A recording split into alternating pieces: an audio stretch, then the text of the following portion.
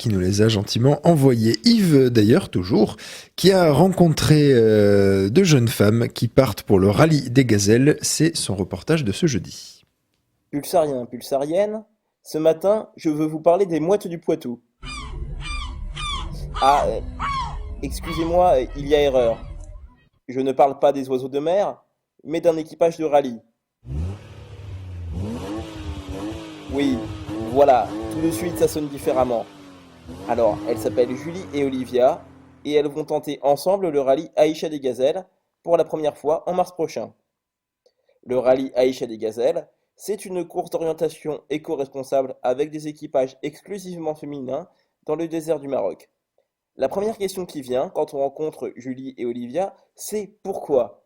Qu'est-ce qui pousse cette infirmière et cette kinésithérapeute qui n'ont jamais fait de rallye à se lancer dans ce défi? Et c'est Julie qui nous répond. Le but aussi, c'est de quelque part de montrer que certes nous sommes que deux petits bouts de femmes poitevines, mais que on est capable de se débrouiller dans un milieu d'hommes, hein, parce que on n'est pas mécanicien ni l'une ni l'autre, on n'est pas non plus dans la communication de métier, et du coup c'est quelque part un challenge qu'on se donne en plus, voilà, pour aller démarcher les sponsors, et puis aussi le côté mécanique où il y a quand même beaucoup d'hommes, mais où on a envie de faire sa place nous aussi. On l'aura compris, il n'y a pas de meilleure motivation que de se prouver qu'on peut le faire. Mais si on s'arrêtait là, il y avait d'autres disciplines plus faciles d'accès. Le rugby, le hockey sur glace, le roller derby, pourquoi pas. D'autant que Julie a pratiqué l'athlétisme et Olivia l'équitation en compétition pendant très longtemps. Alors pourquoi le rallye à l'autre bout du monde? Et pourquoi avec ce duo-là? Pendant l'école d'infirmière, j'ai toujours eu cette idée de faire de l'humanitaire. J'avais l'idée de faire le 4L Trophy, mais j'avais toujours cette idée de rallye automobile en tête. Et pour le moment, étant infirmière remplaçante, donc sans cabinet, sans enfant, je me suis dit c'est le moment ou jamais de le faire. Et voilà, je l'ai proposé à Olivia, qui était partante à 200%. Je me suis dit qu'il est assez folle et apte physiquement à me suivre. Et tout de suite, en fait, j'ai pensé à elle. Le 4L Trophy dont Julie parle, c'est une course d'orientation en Renault 4 entre des équipes d'étudiants qui doivent se rendre au Maroc en transportant du matériel humanitaire. Le rallye des gazelles aussi possède sa facette humanitaire. Une caravane de professionnels médicaux se déplace dans le sillage des bolides et propose des consultations gratuites aux habitants sur place dans différentes disciplines. L'association Cœur de Gazelle a également été créée autour du rallye. Elle a monté plusieurs projets humanitaires, qu'il s'agisse de l'achat d'équipements médicaux, de l'ouverture d'une école ou d'éco-construction avec des parpaings en bouteilles plastiques. Maintenant qu'on sait pourquoi elles font le rallye des gazelles, reste à savoir si les mouettes du Poitou s'entraînent à voler dans le désert et surtout comment.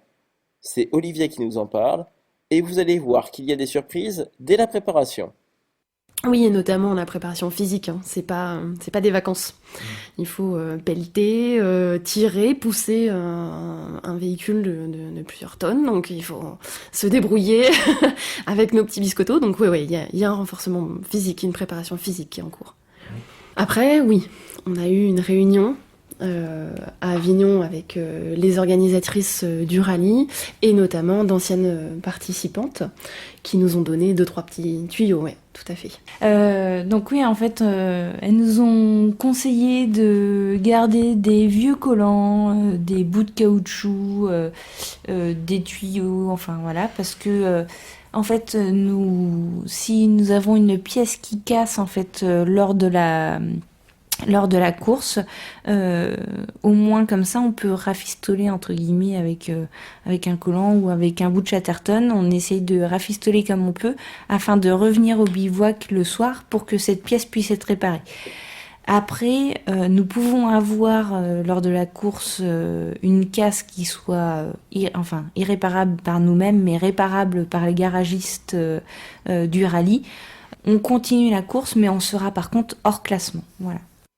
Nos mouettes du Poitou sont motivées, elles sont entraînées, elles ont recueilli l'expérience de leurs aînés. À ce stade, Est-ce qu'il y a encore quelque chose qui peut leur faire peur? Les nuits en dehors du bivouac.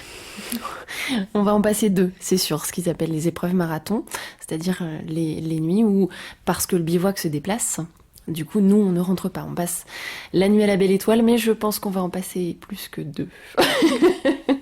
Oh, il faut être un peu réaliste et je ne suis pas complètement certaine qu'on arrive à rentrer avant 21h tous les soirs. Donc très concrètement, c'est ce que les filles nous ont conseillé sur place. C'est-à-dire que voilà, s'il nous reste encore un sacré nombre de bornes à faire, vaut mieux, peut-être planter la tente dehors, se faire un petit feu au pied d'une balise où on sera plusieurs voitures, parce qu'on sera pas les seuls, faut pas non plus rêver là-dessus.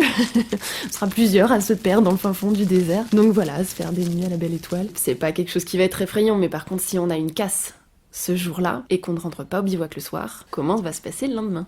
Cependant, avant les nuits dans le désert, il faut évoquer le challenge supplémentaire que ces poitvines jusqu'au bout des ongles se sont imposés avant même le départ de la course. En plus donc de notre première participation au Rallye des Gazelles, notre challenge qu'on s'est donné, c'est de faire un équipage 100% Poitou. Donc on est à la recherche, encore actuellement, de sponsors 100% Poitou. On a envie de mettre notre région en avant à travers nos sponsors.